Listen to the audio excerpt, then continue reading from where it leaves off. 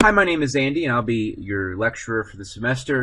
And what I'm going to do is just narrate the syllabus via this video. So what we have here is we have the course website. So this is where you're going to go to access the e-textbook. This e-textbook contains all the chapters, most of the assessments, and so it's got text, it's got video, it's got questions, poll questions that ask you. It's got all of it embedded inside the e-textbook. And to go to it, you just simply go and purchase the access code from the school, from the bookstore, and oftentimes they mark up the prices. Or you can just go straight to the website here, and you can purchase the access code there.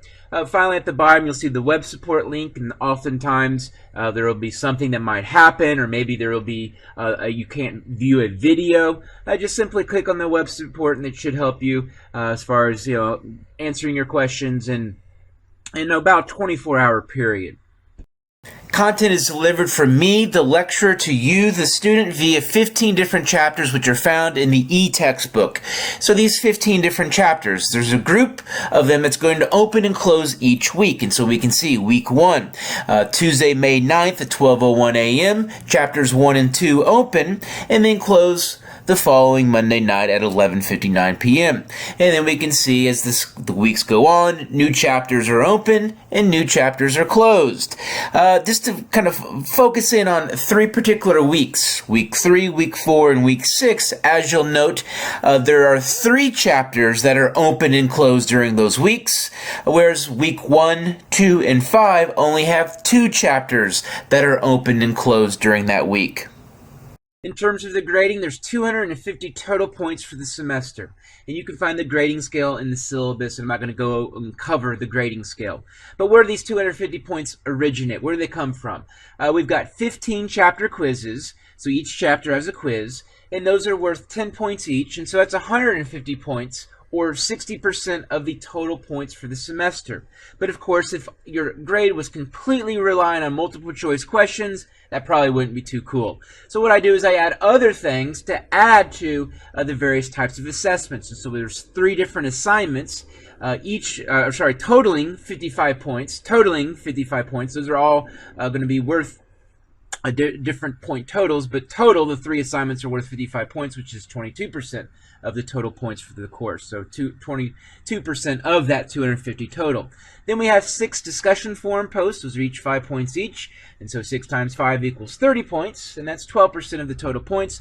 Finally, there's 15 free point activities. Each of those free point activities are worth 1 point. I'll also be referring to these as FPAs, and so then that relates to 6% of the total points for the course. So each of our 15 chapters also has a chapter quiz. And the chapter quiz in each of the chapters will be worth 10 points, and you'll have 10 multiple choice questions that will cover the readings, videos, supplemental links, just anything that's from the online textbook. During the quiz, you'll have 20 minutes to complete it, those 10 questions, and studies have shown that that is exactly the right amount of length. Actually, it's a little bit long, but I help you guys out, and so that should be more than adequate time if you're prepared. If you're just hopping on the computer and trying to find the answers as you complete the quiz, yeah, of course it's going to be quite tough. But if you know the stuff, if you've done the work, yeah, this should be very, very, very simple to complete in 20 minutes. In fact, most students complete it average about 10 minutes. You only get 1 attempt. So instead of taking it as many times, me scoring the best one, nope, pressure's on. You get 1 attempt, but that's how life is. Next up are the 3 different assignments of varying degrees of difficulty represented in the point totals for each. First off, we've got assignment 1, which is located in chapter 2. So that's assignment 1 will be something that will be due during the first week of the semester. It's only worth 5 points. It's a very, very simple assignment. Step up the degree of difficulty for assignment 2, which will be found in chapter 4, and that's worth 10 points. Then there's the country profile assignment. So once again, if this course was just nothing but multiple choice questions, does that really showcase learning? Probably not. What is a really good way to showcase learning is adding other types of assignments. And so the one big written assignment is the country profile assignment. And I'll explain that more in depth here in a minute. But what will happen is the country profile assignment, you'll have 3 different options. But each country profile assignment, so the one that you choose to do, is worth 40 points.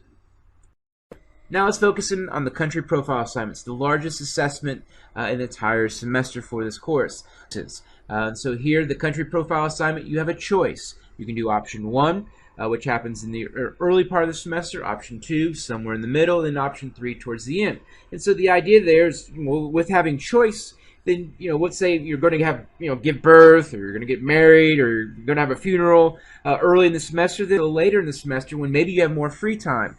And so that's the idea with these choices. Also, maybe they're related, so they'll open up, and then 2 weeks later, they'll close. What they also do is they cover concepts discussed in that current chapter or maybe the week or two prior. So essentially what these are is application of concepts. This doesn't go out and memorize or copy and paste stuff, I should say, and regurgitate it and paste it into a Word given data and some information about some random country you probably never heard of. Now you apply the concepts in the textbook to that random country. That's simple. I also have included the average semester grades for each of these different options to also give you an idea, kind of degree of difficulty, let's say. I would argue that a lot of the reasons why the patterns you see here are related to just typical student behavior. Overachieving students usually do work earlier in the semester, which is why option 1 has a higher average grade compared to option 3, where I get a lot of students that only just turn in stuff that's half done. So they get a 20 out of 40, and of course it's going to affect the overall average grade. So once again, you have a choice. So choose one of them. You get 2 weeks to complete them. They relate to the current stuff that's being discussed in that particular that chapter or the chapter prior, and we can see the average grades for each of them.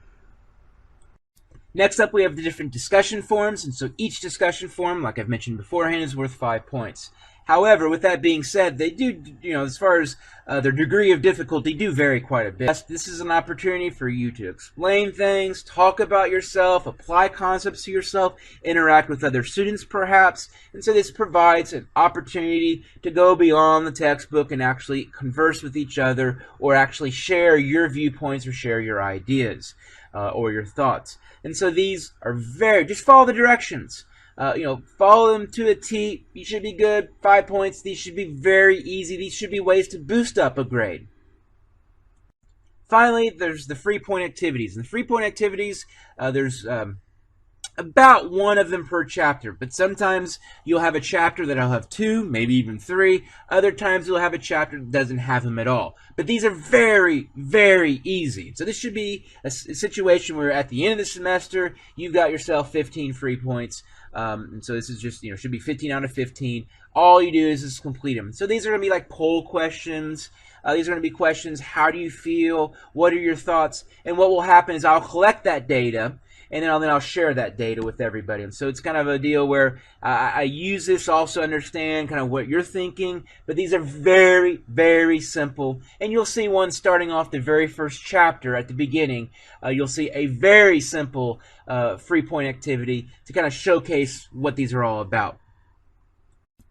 Finally, here's the schedule as shown in the syllabus. So this is just another way to kind of trying to visualize and understand the layout of the course, the organization of it. But I also suggest printing out the syllabus and kind of using this as a checklist. And so as you go through week 1, you look at the assessments and you go, well, okay, I completed chapter 1 quiz, scratch it out. Oh, I completed discussion forum 1, scratch it out. And so kind of use it as a checklist to make sure you're not completing any assessments. So it's another good way to kind of stay on top and stay organized on the course. And so use this schedule to make sure you're with it. One thing that the schedule does not include is those country profile assignments. You don't see those in there, but I've already explained when those are and how those work in a previous slide. I hope you have a great semester. I hope you find this course to be interesting, enjoyable. I also hope you find me to be quite accessible. You can message me at bakeran@iupui.edu. Once again, my name is Andy. You can find my email and my information at the top of the syllabus. You can also message me at Canvas in the messages in the inbox.